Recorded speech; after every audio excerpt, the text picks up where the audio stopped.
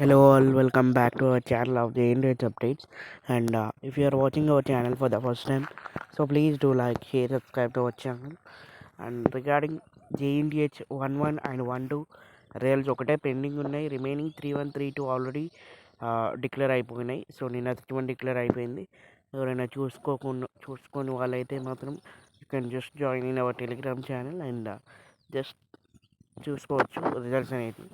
So ఇప్పటికి కూడా present అయితే సర్వర్ అయితే ఫ్రీగానే ఉంది. ఎవరైనా చూసుకుని వాళ్ళు ఉంటే చూసుకోండి.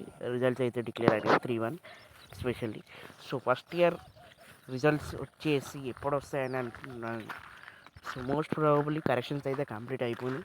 అండ్ మీకు 2-1 మిడ్ ఎగ్జామ్స్ వచ్చేసి 17th నుంచి స్టార్ట్ అవ్వబోతున్నాయి కాబట్టి సో ఆ లోపు మీకు అయితే డిక్లేర్ అయ్యే ఛాన్స్ ఉంది. So most probably next week 1-2 అయితే డిక్లేర్ అవుతాయి ఫ్రైడే వరకు. అండ్ 1-1 వచ్చేసి మరి ఇలాగే సేమ్ ఒక 1-2 డిక్లేర్ చేసిన తర్వాత 1-1 అయితే డిక్లేర్ చేస్తారు.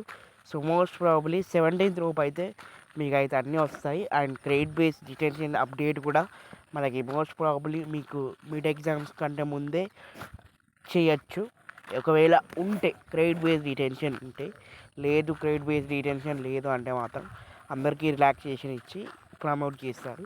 అది కూడా మనకి మిడ్ ఎగ్జామ్స్ ముందు లోపే మనకైతే ఈ అప్డేట్ అనేది వస్తుంది రిగార్డింగ్ జేఎన్టీహెచ్ వాళ్ళకు. సో క్రెడిట్ బేస్డ్ డిటెన్షన్ కానీ మోస్ట్ ప్రాబబ్లీ రిజల్ట్స్ అయితే నెక్స్ట్ వీక్ రిజల్ట్స్ అయితే వస్తుంది 1-2ది. ఇంకా 1-1ది కూడా మేబీ విదిన్ 2-3 డేస్ గ్యాప్లోనే మనకి డిక్లేర్ అయితే అవుతాయి. So regarding credit based detention list అయితే రెడీ చేస్తారా లేకుంటే రిలాక్సేషన్ ఇస్తారా సో మనకి తెలుస్తుంది. బికాజ్ ఆఫ్ మనకి ఈ మిడ్ ఎగ్జామ్స్ అయితే కండక్ట్ అయితే చేస్తున్నారు కదా. సో దానికోసం ఈ అప్డేట్ అనేది చెప్తున్నానండి. So anyhow most probably next week అయితే will get the results of 2-1 sorry first year results. Only first year results ఒక్కటే ఉన్నాయి.